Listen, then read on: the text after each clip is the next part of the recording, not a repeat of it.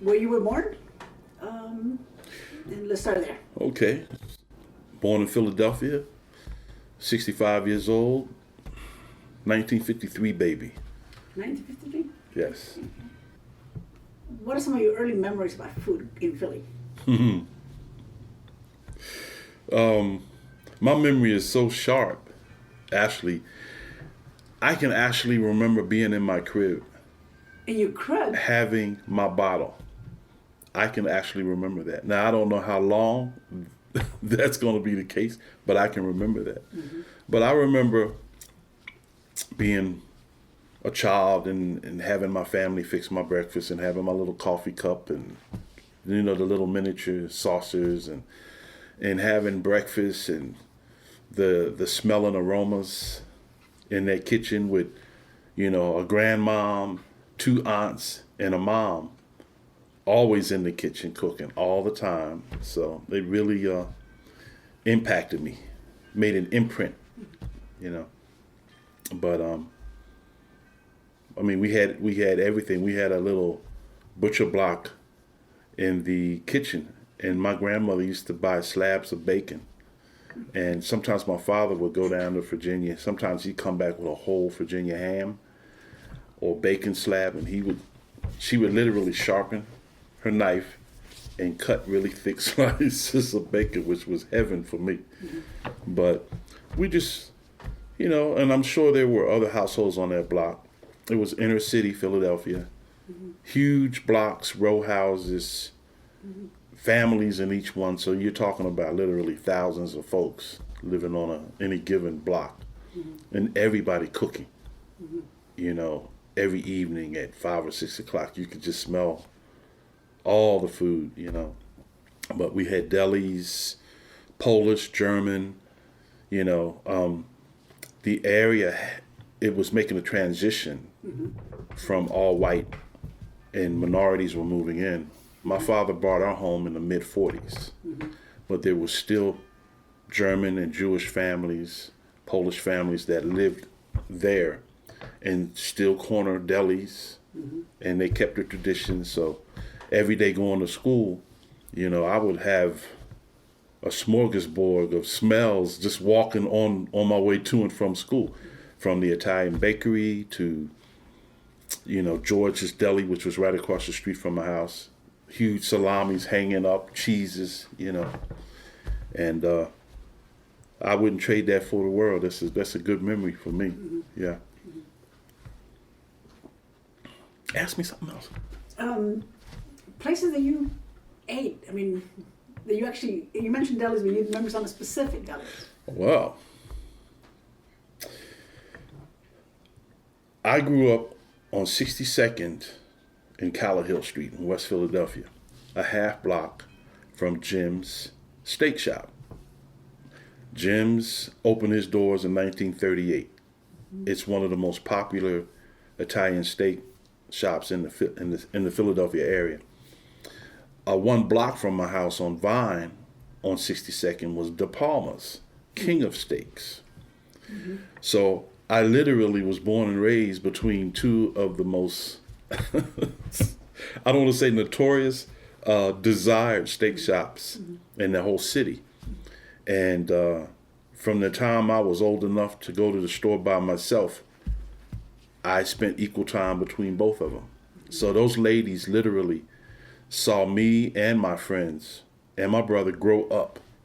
And there wasn't a week that I wasn't in one of those places, you know, or both of them. It was just, I would say, my allowance, mm-hmm. my school allowance, so that I could get a steak sandwich after school, mm-hmm. you know. When I was in high school, my track team was one of the best in the nation. We won 21 straight state championships back, mm-hmm. in Pennsylvania. And I was highly recruited as a sprinter. Mm-hmm. And I ran for the Philadelphia Pioneers Track Club. Well, ironically, some of UTEP's top sprinters also ran for that track club. It's an AAU club. And during the off season, during the summertime, they would be back on the East Coast. And they got to know me as a high schooler and connection was made between Coach Vandenberg and my coach and myself. And we just established a rapport, but I was recruited by other coaches also. I was on the fence about it because I've always played music also. And being a musician, not knowing anything about El Paso, I was playing with a group in Philadelphia with older guys, but they were all fantastic musicians, and they were getting ready to record an album the end of August 1972. And if I was going to attend UTEP, I would have had to be here in the beginning part of August for freshman orientation. I did put music on the shelf, and I've done that several times in my life, but at my core, I'm a musician, and that's who I am. What happened that tilted the scale was my mother set up an intervention. I knew something was up, so she says, "Come on, we're going out to grandmom." So I go out there, and she had 5 sisters, and all 5 of their cars were parked in single file at my grandmother's, and I knew something was going on. And when I walked in, they were all standing on both sides of the dining room table with big smiles, and my grandmother was loving on me, and everybody was joyous. And I said, "What's going on?" And my mom comes out of the kitchen with a silver platter stacked with jumbo shrimp, which that's my weakness, and she knew it. And she set me at the head of the table. My grandmother's on one side, my mom, they got me around the shoulders, patting me down. My aunts are smiling. Not an uncle, my brother, no males in sight.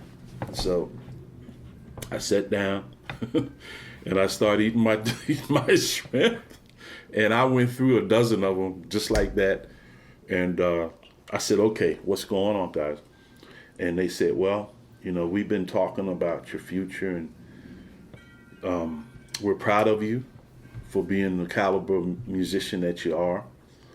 And we're also proud of you for being the level of athlete that you are. But, we really, despite knowing that the group is getting ready to go in the studio to record this album, we just feel that you will always have your musical ability, and we would just feel better if you took a chance and went to El Paso and just experienced college and take advantage of this opportunity for a scholarship. We don't have the money to pay tuition. This is a free education you're getting here." And I sat and I listened, and I thought about my mom, and I thought about all the nights she worried about me when I was out, because I'm the oldest, and I would be out literally gang worn and doing things that really I shouldn't have been doing. And it never dawned on me those years that I was doing it, what I was doing to my mother, And it was at that moment, over that platter of shrimp, that my light bulb went off. And I said, I put her through too much, and this is the least I can do. I know she's going to miss me, but if I have to go away from home to make her feel assured that I'm okay, then I'll do it. So I called the coach up the next day. I told him I was committed to coming, and the next week I had my plane ticket, and changed my life's trajectory, basically.